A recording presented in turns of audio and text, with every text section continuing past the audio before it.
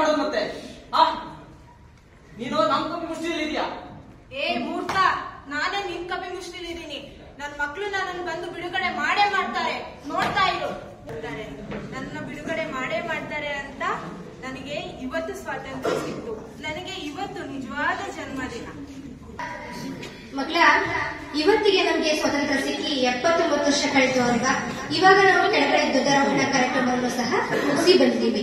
ವಿಶೇಷ ಏನಪ್ಪಾ ಅಂದ್ರೆ, ನಮ್ಮ MNMN ಕಾಲೇಜಲ್ಲಿ ಸ್ವತಂತ್ರ ದಿನಾಚರಣೆಯನ್ನ ಮತ್ತಷ್ಟು ಸಂಭ್ರಮವನ್ನ ಹೆಚ್ಚಿಸಬೇಕು, ಕಳೆಗಟ್ಟಿಸಬೇಕು ಅಂತ ಹೇಳಿ ಪ್ರತಿಭೆಗಳ ಪ್ರದರ್ಶನ ಕಾರ್ಯಕ್ರಮವನ್ನ ಹಮ್ಮಿಕೊಂಡಿದ್ದಾರಂತೆ.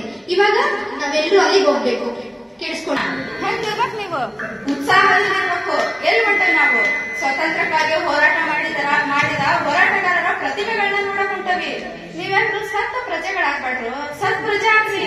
ಬರ್ರಿ. ಸಂಗೀತ ಹೇಳ್ತಂಗೆ ಅದು ಗಾಂಧೀಜಿಯವರ ಪ್ರತಿಮೆ.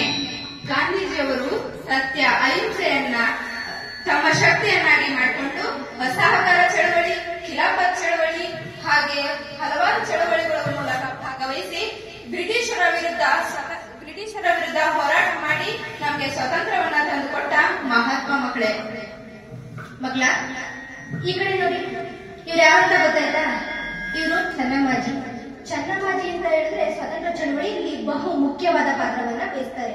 ಅದರಲ್ಲೂ 1857ರ ಸಿಪಾಯಿ ದಂಗೆಯ ಸಂದರ್ಭದಲ್ಲಿ ಕೆಚ್ಚೆದೆಯಿಂದ ಹೋರಾಡಿದ, ಬ್ರಿಟಿಷರ ವಿರುದ್ಧ ಕೆಚ್ಚೆದೆಯಿಂದ ಹೋರಾಡಿದ ವೀರವನಿತೆ ಅಂತ ನಾವು ಹೇಳ್ಬೋದು ಚೆನ್ನಮ್ಮ ಬಗ್ಗೆ.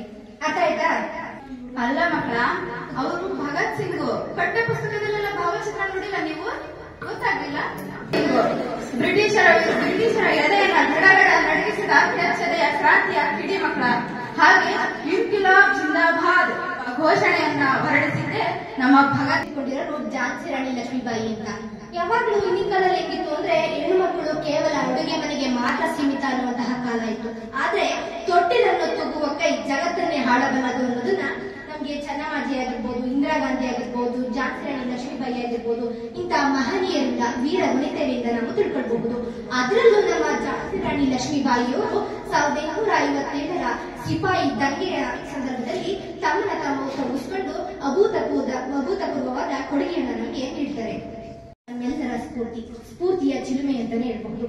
ಇಷ್ಟೇ ಜನ ಅಲ್ಲ ಮಕ್ಕಳ, ಇನ್ನು ಸಾವಿರಾರು ತಲೆಮರೆಯ ಕಾಯುತ್ತಿರುವ ಸ್ವತಂತ್ರ ಹೋರಾಟಗಾರರು ತಮ್ಮನ್ನ, ತಮ್ಮ ಜೀವನವನ್ನ, ತಮ್ಮ ಜೀವವನ್ನ, ತಮ್ಮ ಸರ್ವಸ್ವವನ್ನ, ತಮ್ಮ ಇಡೀ ಕುಟುಂಬವನ್ನ ಸ್ವತಂತ್ರ ಚಳವಳಿಗೋಸ್ಕರ ಮೀಸಲಾಗಿರ್ತಾರೆ. ಆದ್ರೆ ನಮ್ಮ ಇಂದಿನ ಯುವಜನತೆ ಏನ್ ಮಾಡ್ತಾ ಇದೆ? ಏನ್ ಮಾಡಕತ್ತೈತ್ರಿ? ಫೋನ್ ಹಿಡ್ಕೊಂಡು ತಿಕ್ಕ್ಯಾತ ಪಾನಿಪುರಿ, ಗೋಬಿ ಮಂಚೂರಿ ತಿನ್ಕೊಂತ ಕುಂತತಿ. ಬಾಳ್ ಚಲೋ ಹೇಳಿದ್ರು ನೋಡ್ರಿ. ಅಂಬೇಡ್ಕರ್ ಅವರು ಒಂದು ಮಾತನ್ನ ಹೇಳ್ತಾರೆ, ಶಿಕ್ಷಣ ಎನ್ನುವಂತಹದ್ದು ಹುಲಿಯ ಹಾಲಿದ್ದಾಗೆ. ಅದನ್ನ ಕುಂತ ಪ್ರತಿಯೊಬ್ರು ಸಹ ಒಂದಲ್ಲ ಒಂದು ದಿನ ಗರ್ಜಿಸಲೇಬೇಕು ಅಂತ. ಆದ್ರೆ ನಮ್ಮ ಯುವಜನತೆ ಏನ್ ಮಾಡ್ತಾ ಇದೆ? ಪಕ್ಕದಲ್ಲಿ ಯಾರಿಗಾರು ಅನ್ಯಾಯ ನಡೀತಾ ಇರ್ಲಿ ಕಣ್ರಿ, ಒಂದು ಪ್ರಶ್ನೆನೂ ಸಹ ಮಾಡಲ್ಲ. ಪಕ್ಕದಲ್ಲಿ ಯಾಕೆ ಅವ್ರಿಗೆ ಅನ್ಯಾಯ ಆದ್ರೂ ಸಹ ಒಂದು ಪ್ರಶ್ನೆನೂ ಮಾಡಲ್ಲ. ಸುಮ್ನೆ ಬಾಯಿ ಮುಚ್ಕೊಂಡು ಕುತ್ಕೊಂಡು ಈಚೆ ಕಿವಿಲ್ ಕೇಳಿ ಆಚೆ ಕಿವಿಲ್ ಬಿಡುತ್ತೆ. ಅದು ಹೋಗ್ಲಿ ಬಿಡ್ರಿ. ಅವಾಗ ವಿದೇಶಿಯರು ನಮ್ಗೆ ಮೋಸ ಮಾಡಕತ್ತಾರ, ಅನ್ಯಾಯ ಮಾಡಕತ್ತಾರ ಅಂತ ಹೇಳ್ತಿದ್ರು. ಆದ್ರೆ ಈಗ ಕುವೆಂಪು ಅವ್ರ ಮಾತು ಹೇಳ್ದಂಗ, ಕತ್ತಿ ಪರದೇಶ ಆದರೆ ಮಾತ್ರ ನೋವೇ, ನಮ್ಮವರೇ ನಮಗೆ ಹದ ಹಾಕಿ ತುಳಿದರದು ಹೂವೆ ಎನ್ನುವ ಮಾತಿನಂಗ ನಮ್ ದೇಶದಲ್ಲಿ ನಮ್ಗ ಅನ್ಯಾಯ ಮಾಡಕತ್ತಾರ, ಮೋಸ ಮಾಡಕತ್ತಾರ. ಆದ್ರೆ ಇವಾಗ ಜನತೆ ಪ್ರಶ್ನೆ ಮಾಡಕತ್ತಿಲ್ಲ.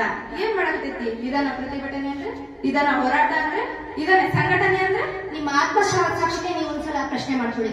ಆಯ್ಕೆ ಇದೆ ನಮ್ಮ ಕೈಯಲ್ಲಿ. ಧನ್ಯವಾದಗಳು.